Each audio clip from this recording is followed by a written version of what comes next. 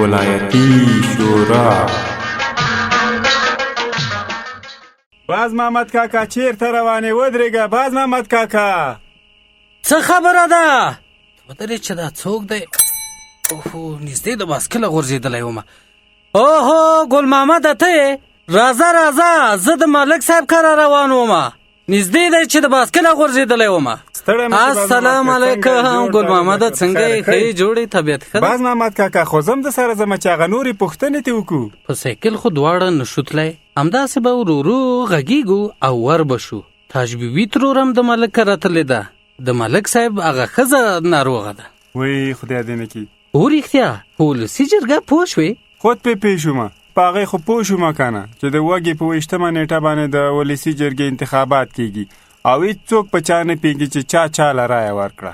ډېر ښه ډېر ښه، والله ماغزه خو دې ښه دي، خو ارمان چې دغه سواد یې لرلی نو ډېر به ښه شوي وو.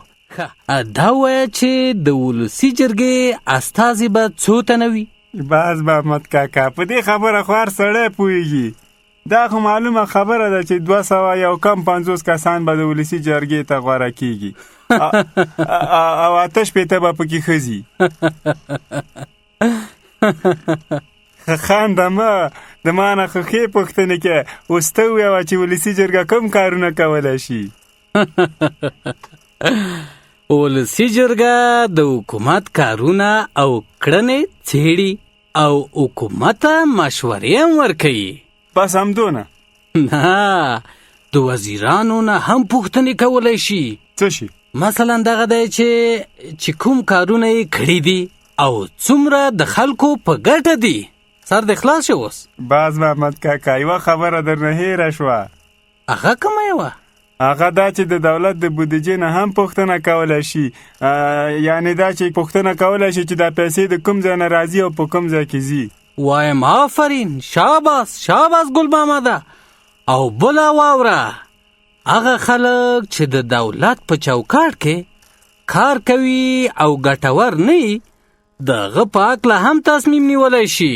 باز محمد کاکا د ملک صاحب حجرې ته خو راورسېدو، خو دې سایکل له دې یو ټنګ ورکړه چې د ملک صاحب خبر شي چې موږ راورسېدو. دغه دی دستي ته ودرې. باز محمد او ګل محمد، راځئ راځئ، پیژندلی مې یې. سلام علیکم. سلام علیکم ملک صاحب. علیکم سلام علیکم. څنګه ملک صاحب؟ خیر اوسې، ژوندی اوسې. کینې خیر اوسې. کینه باز محمد، هغه ځای ته کینه. ملک صاحب تاج بیبي ترور مې لکه چې تاسې کره راغلی ده. باز محمد کاکا تاج بیبي ترور د خدای ژوندی لري، هر مړي ژوندي ته اول ځان وررسوي. ګل محمد رښتیا وایي باز محمده. بیا تاج بیبي ترور خو یوازې ستا ترور نه ده، هغه د ټول کلي ترور ده. خاوند یې خدای وبخي، هغه هم همداسې نارینه سړی و. ستړي مشئ بچیانو. تاج بیبي ترورې څنګه یې؟ راځه ترورې دې خواته راسه. تاج بیبي ترورې همدا اوس هم ستا غیبت کوه. زویه د خدای په یاد اوسئ. یاره ملک صاحب زموږ زړونه خو د پوښتنو نه وایم ډک. باز محمده ووایه څه پوښتنې لري؟ ملک صاحب په ولسي جرګه کې خو تر ډېره حده پوه شوم، مګر ولایتي شورا باندې سم پوه نه شوم. وله ښه نو غوږ شئ، په دې خو پوهېږئ چې د ولسي جرګې او ولایتي شورا ټاکنې یعنې انتخابات په یوه ورځ یعنې د وږې په 28مه نېټه ترسره کېږي. ملک صاحب په دې خو پوه یم، خو دا ویوه چې دا دواړه انتخابات به په یوه ورځ څنګه کېږي؟ تاسو ته خو ما مخکې ویلي وو چې یو رایه ورکوونکی کولی شي یوه رایه د ولسي جرګې کاندید ته او یوه رایه د ولایتي شورا کاندید ته ورکړي. تاسې دا کاندید کوئ، کاندید څه ته وایي؟ یاره ګل محمده لومړی خبره دې راکړې ده او وروستی دې په یاده. هو کاندید هغه څوک دی چې د خلکو د استازیتوب لپاره یا د ولسي جرګې او یا هم د ولایتي شورا څوکیو ته ولاړ وي. همدغه کاندید دی. اوس پې پوه شوم.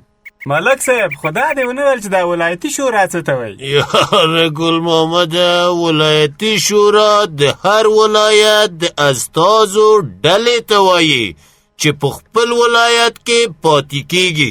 نو ملک صاحب د ولسي جرګې استازي به چیرته وي؟ دا خو به زه درته ووایم د ولسي جرګې استازي به په کابل کې وي او همالته کابل کې به کار کوي. ملک صاحب یعنی دفترونه به په کابل کې وي؟ او تاج بیبي ترورې باز محمد صحیح ویل، خو د ولایتي شورا د استازو دفترونه به په ولایاتو کې وي. نو ملک صاحب د یو ولایت د ولایتي شورا استازی کولی شي چې په بل ولایت کې کار وکړي؟ نه بیخي نشي کولی. خو دا یوه خبره په یاد وساتئ، د ولسي جرګې استازي چې په کابل کې دي د دولتي مقاماتو سره مرستې کوي او مشورې ورکوي. کانو دا ټول ټاکنې 2 ډوله دي. او تاج بیبي ترورې په دې ټول ټاکنو کې هم د خلکو استازي د ولسي جرګې لپاره او هم د ولایتي شورا لپاره غوره کیږي. نو ملک صاحب دا ولایتي شورا به کوم کارونه مخې ته وړي؟ ولایتي شورا یوه مشورتي شورا ده او هر شورا د خپل ولایت د پرمختګ لپاره کار او هڅه کوي او همدې کار لپاره د ولایت ادارې ته لازمه او ضروري مشورې ورکوي. ملک صاحب د ولسي جرګې استازي خو د 5 کلو لپاره و، نو د ولایتي شورا استازي به د 2 کلو لپاره وي؟ د ولایتي شورا د استازیتوب موده 4 کاله ده او د هر ولایت د ولایتي شورا استازي په خپلو کې یو تن د شورا د رئیس په توګه ټاکي. دا د ولایتي شورا غړي به په هر ولایت کې څو تنه وي؟ دا خو د هر ولایت د خلکو نفوس یعنی د شمیر پورې تړلې خبره ده. دا څنګه؟ یعنی دا چې که د خلکو شمیر زیات وي نو د ولایتي شورا څوکۍ ورته ډېرې رسیږي او که شمیر لږ وي نو لږ څوکۍ به ورته ورسیږي. خو لنډه به تاسو ته ووایم چې د 9 نه نیولی تر 29 څوکیو ورکول کیږي. ملک صاحب تیره ورځ خو تاسې وویل چې د ښځو ګډون په ولسي جرګه کې په اساسي قانون کې تضمین شوی دی، نو په ولایتي شورا کې به څنګه وي؟ تاج بیبي ترورې په ولایتي شورا کې د 4 نه 1 څوکۍ ښځو ته ځانګړی شوی ده. ملک صاحب دا څنګه؟ زه خو په دې خبره پوه نه شوم. یاره ګل محمد دا خو واضح خبره ده، که ټولې د ولایتي شورا څوکۍ 400 وي نو 100 یې پکې د ښځو دپاره دي، هغه ښځو دپاره چې بریالي شوي وي په ټاکنو کې. الله اکبر الله